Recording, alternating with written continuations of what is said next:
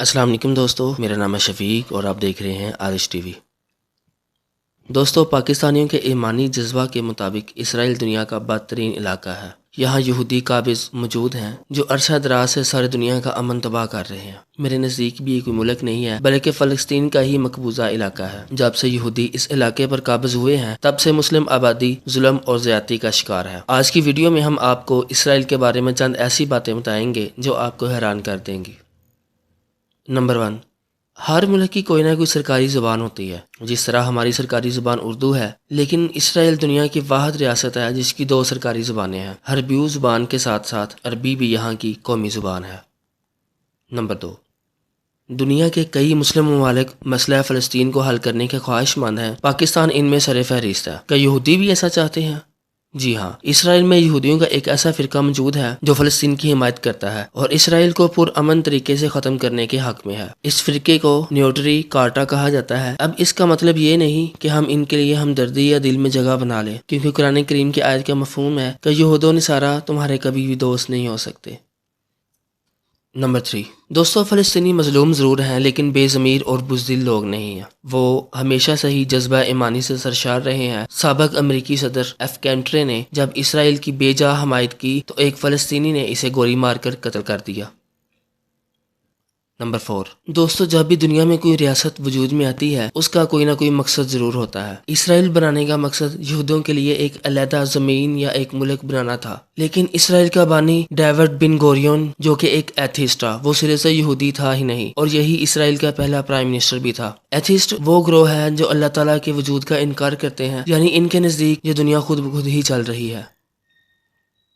Number 5، دوستو، یروشلم اسرائیل کے قدیم ترین شہروں میں سے ایک ہے۔ اس پر 52 ٹائمز اٹیک کیا گیا، 44 ٹائمز اس پر قبضہ کیا گیا، اس کے علاوہ 23 بار اس کا گھراؤ بھی کیا گیا۔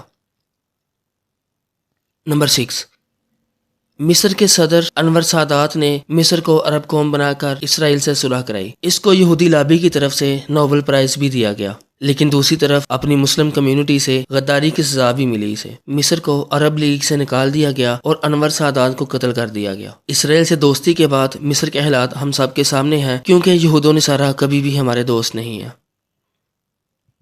نمبر 7، اسرائیل کے بارے میں سب سے حیران کن حقائق میں سے ایک یہ ہے کہ 18 سے 26 سال کے درمیان اسرائیلی شہری کو 10 دن کی مفت سفر کی سہولیات میسر ہیں، جن کو استعمال کر کے وہ اپنے ملک کے تمام علاقوں کو دیکھ سکتا ہے تاکہ وہ اپنے ملک کی سیر کرے اور اپنی گندی تہذیب سے واقف ہو سکے۔ نمبر 8، 9/11 کا واقعہ کس کو یاد نہیں؟ اسرائیل میں اس واقعہ کو اچھی طرح یاد رکھنے کے لیے ورلڈ ٹریڈ سینٹر کی باقیات سے ایک یادگار تعمیر کی گئی ہے۔ یہ مکمل طور پر سٹیل سے بنی ہے۔ نمبر 9، اسرائیل کے بارے میں میرا سب سے پسندیدہ فیکٹ اور سب سے اہم فیکٹ یہ ہے، پاکستانی پاسپورٹ پہ یہ تحریر واضح طور پر لکھی گئی ہے کہ یہ پاسپورٹ اسرائیل کے علاوہ دنیا کے ہر ملک کے لیے کارآمد ہے۔ اس سے یہ بھی ثابت ہوتا ہے کہ پاکستان کے نزدیک اسرائیل کی کیا اہمیت ہے۔ نمبر 10، موبائل فون آج ہر کسی کی ضرورت اور عادت ہے، لیکن یہ شیطانی چرخہ ایجاد کس نے کیا؟ یہ اسرائیل نے ہی ایجاد کیا تھا اور اسرائیل میں ہی اس کو ڈیولپ کیا گیا تھا۔ اس کے پیچھے کی کہانی پھر کبھی انشاءاللہ ضرور بیان کریں گے۔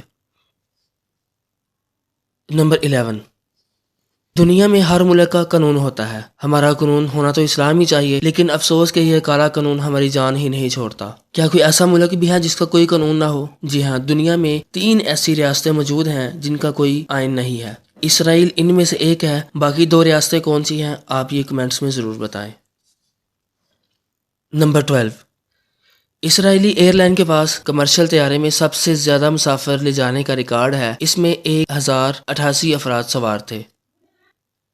نمبر 13، دوستو، Guinness book of world record کے بارے میں ہر کوئی آج کل جانتا ہے۔ اس میں دنیا میں ہونے والے عجیب قسم کے ورلڈ ریکارڈز کو لکھا جاتا ہے اور اس ریکارڈ کو بنانے والے کو ایک سرٹیفکیٹ بھی جاری کیا جاتا ہے۔ اسرائیل کے پاس بھی اسی طرح کا ایک ورلڈ ریکارڈ ہے جسے Guinness book of world record میں لکھا گیا ہے۔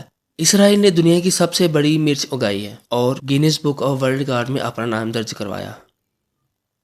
نمبر 14، اڑتے ہوئے پرندے ہر کسی کو پیارے لگتے ہیں، لیکن اسرائیل کی فضائی حدود کو کراس کرنے والے پرندے پوری دنیا میں سے زیادہ ہیں۔ ایک اندازے کے مطابق 500 ملین پرندے ہر سال اسرائیل کو کراس کر کے ہجرت کرتے ہیں۔ نمبر 15، اگر اسرائیل کے رقبے کی بات کریں تو مشرق سے مغرب تک کا اسرائیلی رقبہ آپ 2 گھنٹے پیدل سفر کر کے پورے اسرائیل کا احاطہ کر سکتے ہیں۔ اگر آپ شمال سے جنوب کی طرف پیدل سفر کریں تو آپ 6 دن میں پورا اسرائیل گھوم سکتے ہیں۔ نمبر 16، اسرائیلی فوج دنیا کی پہلی فوج ہے جس نے اپنی عورتوں کو لڑاکا فوج میں شامل کیا۔ میرا نہیں خیال کہ ان کا کام لڑائی کرنا ہے، لیکن شاید ہم اسلام کے واقعات کو بھول چکے ہیں۔